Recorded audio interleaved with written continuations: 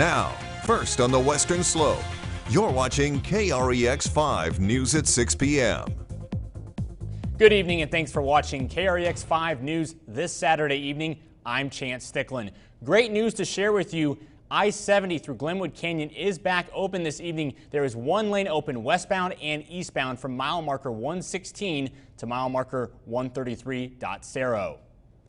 This photo was posted on CDOT's Facebook page yesterday. Over the past 2 weeks, crews have worked long hours removing debris and mud from the interstate. Asphalt was laid along I-70 through Glenwood Canyon to get the road back open temporarily. According to engineers on the site, the interstate was, quote, safe to open, end quote. CDOT officials have a message for anyone who will be traveling.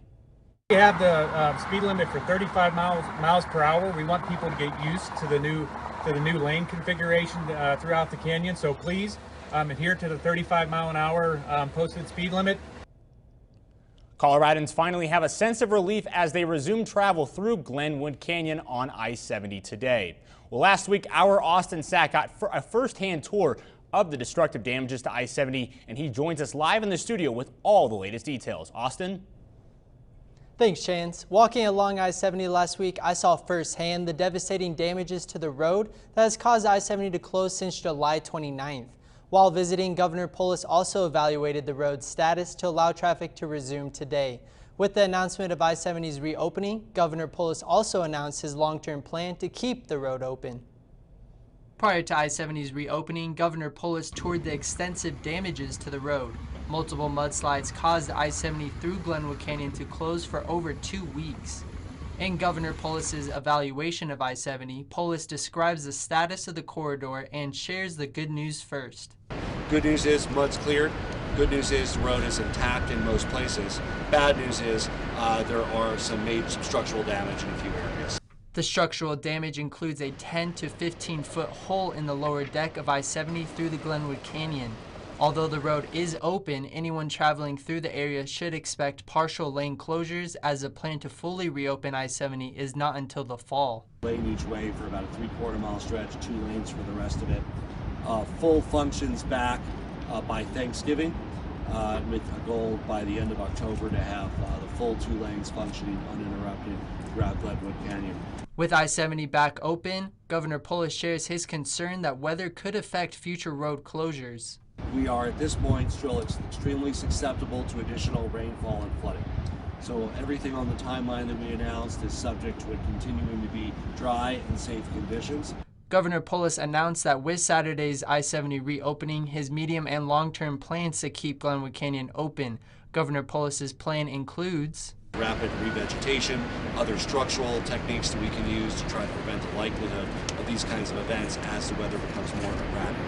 Among Governor Polis's plans, CDOT crews have a plan of their own. There's several critical path items that have to happen in order to hit our very aggressive timeline of getting the road back open. We have to finish moving the debris. We have to work with Xcel Energy, again, to get the high voltage power set in, and that's critical for the operation of Hanging Lake Tunnel. Through Governor Polis's emergency disaster declaration, the state of Colorado received 10% of the request, or $11.6 million in federal funding, which allowed CDOT crews to reopen I-70 today. The remainder of the disaster declaration request is still being considered. Reporting live in the studio and first on the Western Slope, I'm Austin Sack, KREX5 News. Chance? Austin, thank you very much. Not only do the interstates get us from place to place, our local roads do as well. And with the new school year starting this week across much of the Western Slope, safety remains a priority for law enforcement. According to a recent study from the Colorado State Patrol, crashes are 3 times more likely to occur in school zones during drop-off and pickup hours. CSP tells us what steps they are taking to ensure safety in school zones. It's a busy time of the year, and ensuring kids get to school safely is a top priority for everyone. An alarming new report released by Colorado State Patrol shows crashes are 3 times more likely in school zones during drop-off and pickup. It's the same causal factors that we've been dealing with. So it's still the speed, it's still the distracted driving, and ultimately we're trying to get people to realize that it's okay to take a little bit more time, have some patience, especially when you're in or around school zones. School zones on the western slope are equipped with signs and lights to warn drivers to drive safely. Just slowing down in the school zones. We have those lights that come on, and again, it's just people in a hurry. They've got to get their kid to school, they've got to get to work. Just really focus in that school zone. Local law enforcement works with those in the community by sending out alerts that will help prepare your commute.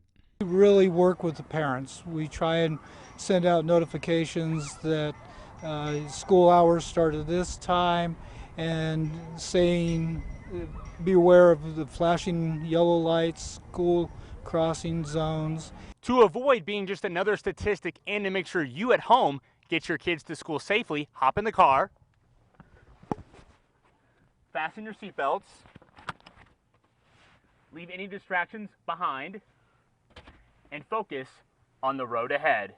We want to educate folks. We want people to be aware, to remember what's going on, to not be lax about their driving in and around school zones. Law enforcement also says on Fridays between the hours of 3 p.m.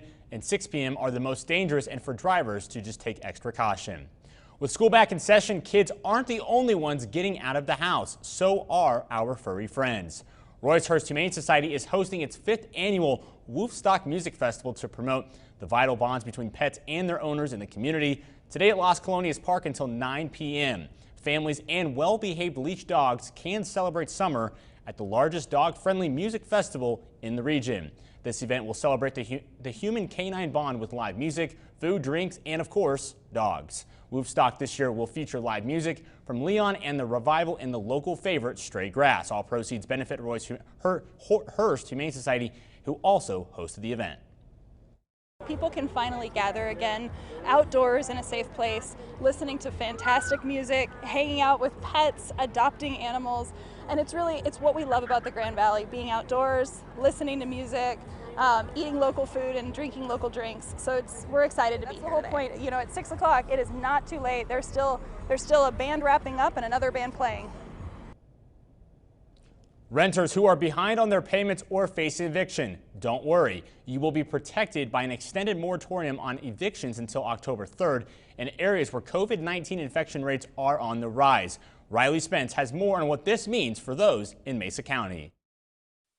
Just days after a broader eviction moratorium expired on August 1st, the government issued an order to protect renters behind on payments who live in areas with high rates of COVID-19 transmission for a little bit longer. The new moratorium has been extended until October 3rd, but Homeward Bound of the Grand Valley is already preparing. We've been concerned for quite some time, ever since the moratorium first went in place, that it could create a situation because of people being unemployed because of COVID, where they get so far underwater that there's just no hope of recovery. However, an executive order from Governor Jared Polis protects Colorado tenants who have been pending emergency rental assistance. If you filed for emergency rental assistance before August 1st, you have 30 days, not 10, before your landlord can file an eviction in Colorado. 40.5% of Colorado adults are living in households not current on their rent or mortgages, according to a Census Bureau survey. The Pathways Family Shelter in Grand Junction is preparing for an influx of people needing housing assistance very soon. Individuals are currently receiving notice and just letting us know that they know that they're going to be leaving their current residence. They're trying to find storage units, they're trying to prepare, they're trying to be mindful. Homeward Bound encourages everyone to be understanding during this difficult time. I know, having been in places myself when, for one reason or another, I wasn't able to meet the obligations I'd committed myself to. That's a very difficult place to be. If you or anyone you know face eviction, Homeward Bound and its Pathways Family Shelter say they are preparing beds and creating space for those who need it. First on the Western Slope, for KREX5 News, I'm Riley Spence.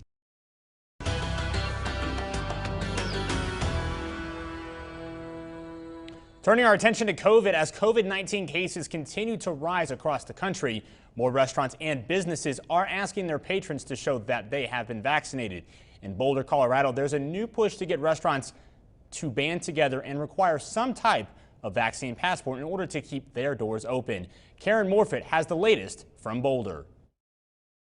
With the Delta variant surging, the concern now really is that restaurants may once again have to turn to takeout to survive. Today, business is bustling on Boulder's Pearl Street. A year ago, that wasn't the case.